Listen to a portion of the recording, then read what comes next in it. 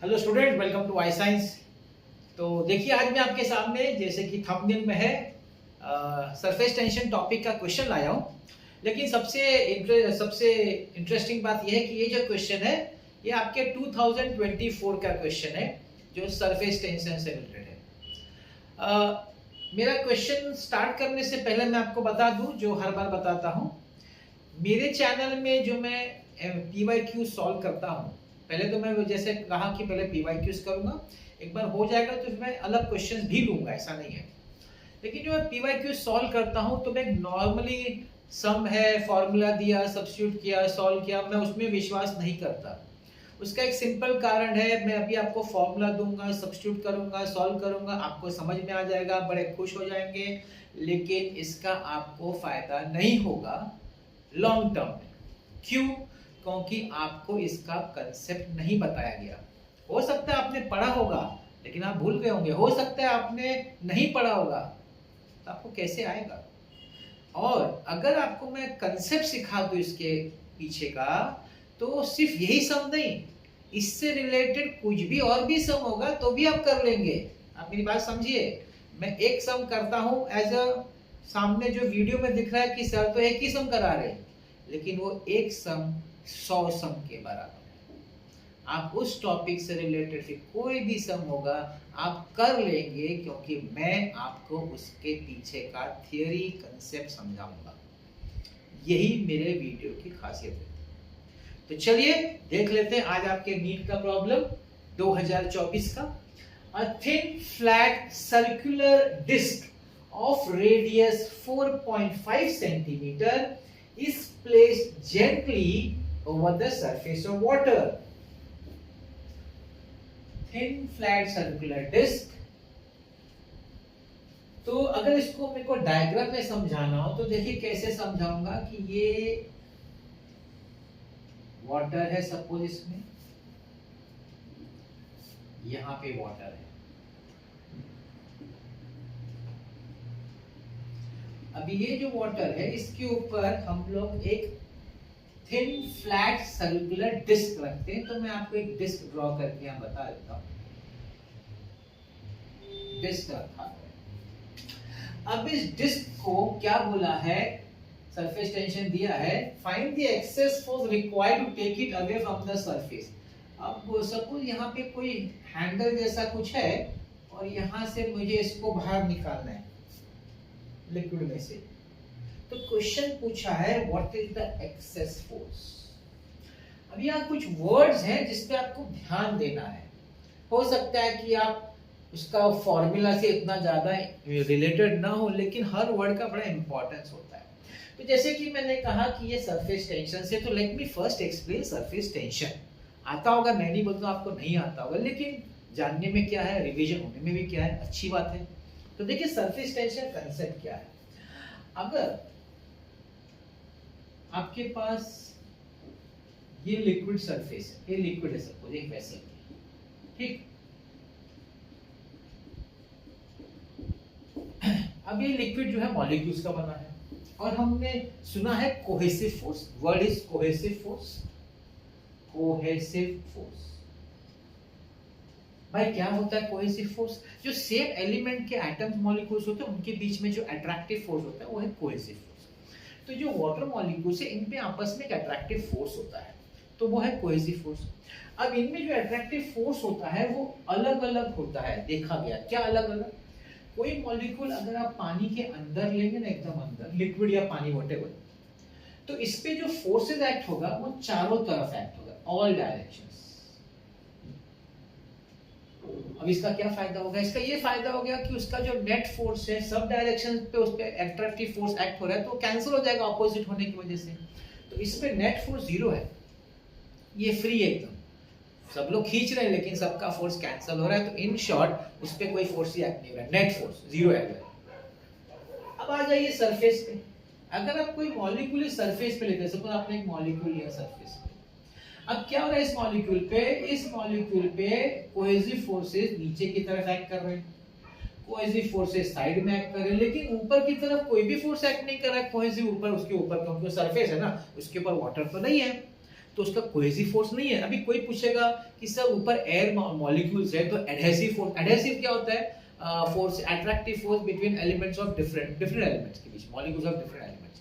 तो ये बोलेगा सर ऊपर एयर है तो उसका भी तो कुछ फोर्स होगा, लेकिन एयर क्या है ना, एकदम उसका डेंसिटी कम है, बहुत कम एयर पार्टिकल्स होता है, तो उसको नेग्लिजिबल हम लोग समझ लेते हैं, ऑलमोस्ट कुछ फोर्स उतना फोर्स का सिग्निफिकेंस नहीं है, क्योंकि बहुत डेंसिटी कम है, एयर पार्टिकल्स बहुत कम है, तो उनका उतना फोर्स अप्लाई हो नहीं पाता। तो नेट फोर्स इस मॉलिक्यूल का, अगर सपोज मैं मॉलिक्यूल ए बोलूं और इसको मॉलिक्यूल बी बोलूं, बी तो फ्री है भाई, उस पे कोई नेट फोर्स है ही नहीं, जबकि बेचारे ए को पूरा का पूरा नीचे की तरफ खींचा जा रहा है और साइड की तरफ खींचा जा रहा है। अब ये कहाँ हो रहा है? ये सिर्फ सरफेस पे हो रहा है और कहीं नहीं हो रहा है, जस्ट सरफेस। आप इमेजिन करिए सिर्फ सरफेस पे काम हो रहा है। जितने मॉलिक्यूल्स हैं वहां पे इनफाइनाइट मॉलिक्यूल्स है, सरफेस पे इनफाइनाइट मॉलिक्यूल्स है, हर मॉलिक्यूल को इस चीज से गुजरना पड़ रहा है, उनको ये फील कराया जा रहा है कि भाई नीचे आओ। अभी नीचे तो सब तो नहीं आएंगे। अब इस चीज को बैलेंस करने के लिए ये जो नेट फोर्स एक्ट हो रहा है, अब मैं आपको एग्जांपल देता हूँ कि सपोज लोग खड़े हैं एक दूसरे का हाथ पकड़ के गोल में, ठीक है। अब सपोज उसमें से कोई निकलता जा रहा है एक एक करके, लेकिन आपको गोल में खड़े रहना है, तो पहले आपका हाथ शायद एकदम ढीला होता था, फिर धीरे धीरे क्या होगा, कम होते जाएगा ना, तो आपका हाथ खींच जाएगा, क्योंकि अगर आपको वो सर्कल मेंटेन करना है तो आपका हाथ खींच जाएगा, स्ट्रेच हो जाएगा। कुछ ऐसा यहाँ पे हो रहा है। क्या होता है, जब मॉलिक्यूल्स को नीचे खींचा जाए तो थोड़े मॉलिक्यूल शायद चले भी जाते हैं। इस चक्कर में क्या होता है, जो बेचारे रह गए ना, वो लोग को स्ट्रेचिंग हो जाता है, वो दे आर अंडर स्ट्रेस। अब स्ट्रेस की वजह से वो स्ट्रेच हो जाते हैं, क्योंकि उनको सरफेस तो कवर करना है, मॉलिक्यूल्स कम हो गया है, तो वो स्ट्रेच हो जाते हैं, तो बन जाते हैं एक स्ट्रेच्ड मेम्ब्रेन। ये बन जाते हैं एक स्ट्रेच्ड मेम्ब्रेन, क्योंकि उनको एक तो सरफेस तो पूरा कंप्लीट करना है, लिक्विड का जो सरफेस है। हाँ, उनका कोशिश रहता है कि एरिया कम हो जाए, क्योंकि मॉलिक्यूल सब नीचे जाना चाहते हैं, they are being pulled inside, तो कोशिश करते हैं कि उनका एरिया कम हो जाए, लेकिन जो भी अवेलेबल पोर्शन है वो तो उनको कवर करना ही पड़ेगा, उसकी वजह से उनमें स्ट्रेचिंग आ जाती है, तो they become like a stretched membrane. जैसे एक चमड़ी होती है ना, पतली सी चमड़ी, स्किन, वैसा स्ट्रेच हो जाते हैं वो। अब इस वजह से देखिए क्या होता है, मजेदार बात, इस वजह से क्या होता है, ऐसे पे अगर आप, मैं अभी आपको ऊपर से दिखाता हूं, टॉप व्यू देखिएगा ध्यान से, सर्कुलर में पूरा स्ट्रेच्ड है। अगर ऊपर आप छोटा सा एक नीडल रखते ना, नीडल सुई, आप जैसे उसके ऊपर रखते ना, तो आप देखेंगे कि ये नीडल ऊपर फ्लोट कर रहा है। उसके उल्टा अगर आप नीडल को ऐसा पोक करके डालेंगे ना, तो नीडल अंदर डूब जाएगा। अब क्या फर्क है, जब आपने नीडल को जस्ट ऐसे ऊपर रखा ना सरफेस पे जेंटली, तो क्या होता है, वो उसका जो स्ट्रेच मेम्ब्रेन है ना, वो टूटा नहीं, वो वैसा है। अब स्ट्रेच मेम्ब्रेन क्या करता है, इस पे फोर्स एक्ट करता है, ये फोर्सेस है ना जो स्ट्रेच कर रहा है, वो स्ट्रेचिंग वाला फोर्स, ये फोर्स एक्ट कर रहा है। ये जो फोर्स एक्ट कर रहा है इस नीडल पे, इसी वजह से नीडल ऊपर रह पाता है, वो मेम्ब्रेन के ऊपर रह पाता है। अब यही जो फेनोमेना है, जो स्ट्रेच होता है परपेंडिकुलर, टैंजेंशियल, सरफेस पे जो टैंजेंशियल फोर्स एक्ट कर रहा है ना सरफेस पे, इसी को हम बोलते हैं सरफेस टेंशन। और ये जो सरफेस टेंशन का जो फॉर्मूला है ना, T, it is force acting per unit length. ये जो लेंथ है उसके ऊपर जो फोर्स एक्ट हो रहा है पर यूनिट लेंथ, उसी को हम बोलते हैं सरफेस टेंशन। ये कंसेप्ट है सरफेस टेंशन का। तो सरफेस टेंशन आपको सिर्फ सरफेस के ऊपर ही दिखेगा, लिक्विड्स में ही दिखेगा। वो इसलिए दिखेगा क्योंकि जो सरफेस वाले मॉलिक्यूल्स हैं उनमें एक अनबैलेंस्ड फोर्स एक्ट हो रहा है, जो उनको नीचे की तरफ खींच रहा है। उसको बैलेंस करने के लिए उनमें स्ट्रेचिंग हो जाता है ऑन द सरफेस, वो अपना एरिया कम करने के चक्कर में स्ट्रेच हो जाते हैं, जिसकी वजह से ये फेनोमेना सरफेस टेंशन का देखने मिलता है। और ये जो फोर्स एक्ट करता है, टेंजेंशियली एक्ट करता है अलोंग द लेंथ, किसी भी ऑब्जेक्ट के लेंथ पे, तो इसलिए उसका फॉर्मूला बन गया फोर्स पर यूनिट लेंथ। और अगर आपको फोर्स का फॉर्मूला लिखना है तो it is tension into length. ठीक, अब मैंने क्या बोला, ये नीडल आपको जेंटली रखना पड़ेगा। आप पोक करेंगे तो नहीं होगा। क्यों? जैसे आपने पोक किया ना, ऐसा पोक, तो उसका जो स्ट्रेच मेम्ब्रेन टूट जाएगा। तब वो आपको बैलेंस रख नहीं पाएगा, तब तो आप अंदर तो नीडल अंदर चला जाएगा। इसलिए देखिए यहाँ पे मैं वर्ड बताता हूँ, यहाँ बोला है इस प्लेस जेंटली। अगर ये वर्ड नहीं बोलेंगे तो कोई स्टूडेंट ऑब्जेक्शन ले सकता है, सर आपने ऐसा तो नहीं बोला जेंटली, तो हो सकता है वो अंदर चला जाए, है कि नहीं? लेकिन अंदर नहीं जाएगा, वो फ्लोट करेगा ऊपर। Why? Because since you are placing it gently and, देखिए ये बहुत इंपॉर्टेंट वर्ड है, थिन सर्कुलर डिस्क। थिन मतलब एकदम पतला, हल्का और जेंटली रखा, जैसे ब्लेड, आप ब्लेड लीजिए, ब्लेड को जेंटली रखिए, फ्लोट करेगा, पोक करिए अंदर डूब जाएगा। तो एकदम जेंटली हल्का सा चीज अगर रखेंगे आप किसी भी लिक्विड पे, पानी पे, तो वो अंदर सिंक नहीं होगा, वो ऊपर फ्लोट होगा। इसलिए ये सब वर्ड्स बोलना जरूरी है। एक और इंपॉर्टेंट वर्ड, अच्छा तो ये आप सरफेस टेंशन समझ गए, ठीक है। इसमें से मैं आपको अच्छा ठीक है देख लेते क्वेश्चन क्या पूछा है। Then the excess, अब ये excess वर्ड क्यों यूज किया? ऐसे ही पूछ सकते ना, what is the force required, उसको निकालना है। अभी देखिए करना क्या, आपने ये जो डिस्क रखा उसको निकालना है, निकालने के लिए बोल सकते थे what is the force required, ऐसा क्यों बोला what is the excess force required? ये बात समझने की कोशिश करिए, फोर्स रिक्वायर्ड एक्सेस में फर्क क्या है? अब फोर्स जो होता है ना, अगर आपको इस डिस्क को ऊपर निकालना है तो इस पे एक्चुअली दो फोर्स एक्ट हो रहा है। एक जो फोर्स एक्ट हो रहा है वो weight of the disc downwards which is mg, और दूसरा जो इस पे फोर्स एक्ट हो रहा है that is the force due to surface tension. अब जब वो लोग आपसे एक्सेस फोर्स पूछ रहे हैं, मतलब उनका ये कहना है भाई mg हम जानते हैं, हमने आपको मास नहीं दिया तो उसको भूल जाओ, mg की बात नहीं करो, आप दूसरे फोर्स की बात करो which is the excess force due to surface tension। तो यहाँ पे जो excess force की बात हुई ना, excess, this is force due to surface tension, that's what you have to understand, that is the word, that is why the word excess is given। तो केवल ज्यादा सर फोर्स में तो mg भी होता है, आपने m तो दिया नहीं है, इसलिए उन्होंने क्लियर किया भाई हमको एक्सेस फोर्स चाहिए जो surface tension, because they have given us the value of surface tension of water. Okay, disc में जाने से पहले मैं आपको एक दूसरा एग्जांपल देता हूं।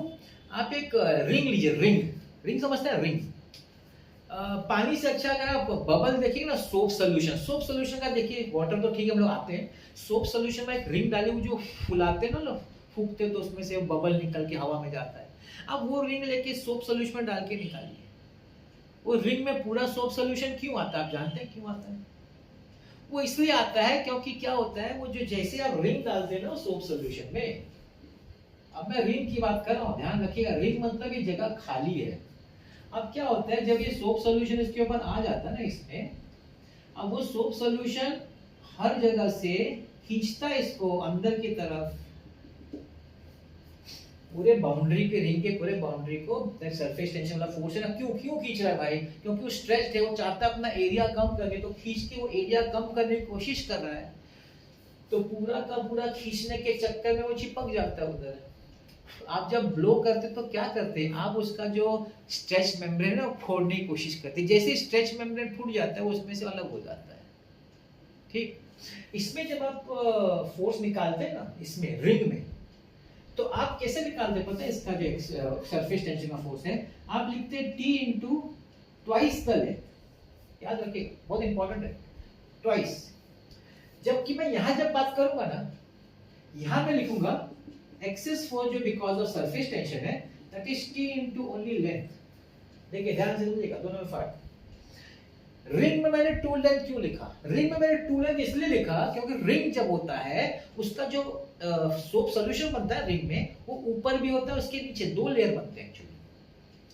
अगर मैं आपको सामने से ऐसा दिखाऊं कि ये आपका रिंग है और ये आपका इधर आपका पूरा सोप सॉल्यूशन है, तो ये जो सोप सॉल्यूशन आपका रिंग में बना है वो इस तरफ भी और पीछे साइड भी है। तो आप ऐसा देखेंगे तो ऊपर भी है, दो लेयर है, तो दो लेयर होने की वजह से आपको लेंथ डबल लेना पड़ता है। अच्छा यहाँ पे सर्कल है तो लेंथ क्या होगा? यहाँ पे जो लेंथ होगा वो सर्कमफ्रेंस होगा। अब यहाँ जाइए, अब हमारा मेन क्वेश्चन पे आ जाइए, ये डिस्क है, डिस्क ऊपर से तो बंद है, तो इधर दो सरफेस की बात ही नहीं होगी, यहाँ तो सिर्फ एक ही नीचे वाला जो पानी के साथ कांटेक्ट में वही होगा, तो सिर्फ नीचे वाला सरफेस होगा। तो नीचे वाला सरफेस होगा तो एक ही पेरीमीटर होगा, T इंटू सर्कमफ्रेंस, जो हम लोग बोल सकते हैं T into circumference, which is T into 2 pi r। अब देखिए अब मैं आपको डायग्राम से बनाना चाहूंगा कि कैसे दिखेगा जब आप निकालेंगे, बड़ा इंटरेस्टिंग है, ध्यान से देखिए।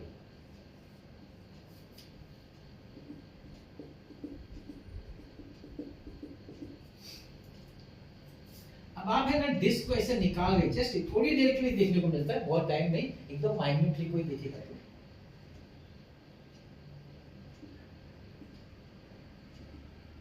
ऐसा कुछ यहाँ पे है ना ऐसा चिपका हुआ दिखेगा, पानी ऐसा चिपका, जब निकाल रहा हूँ ना इसका ऊपर की तरफ, तो ये जो पूरा बाउंड्री है ना, ऐसा लगे कोई पानी ऐसा देखिए, पानी ऐसा लटका हुआ है, लटका हुआ है, दैट इज सरफेस टेंशन। वो जो चिपका ना सरफेस टेंशन, इनफैक्ट वो लोग पूरे बाउंड्री को खींचने की कोशिश करके ना, अगर ये बहुत ही हल्का हुआ ना, बहुत हल्का, तो पता है क्या हो जाएगा, वो जो पूरा डिस्क है ना उसको बेंड हो जाएगा, बाउंड्री से बेंड, क्योंकि वो सरफेस टेंशन खींच, वो क्या कोशिश करता है कि इसका एरिया कम करूं मैं, है ना।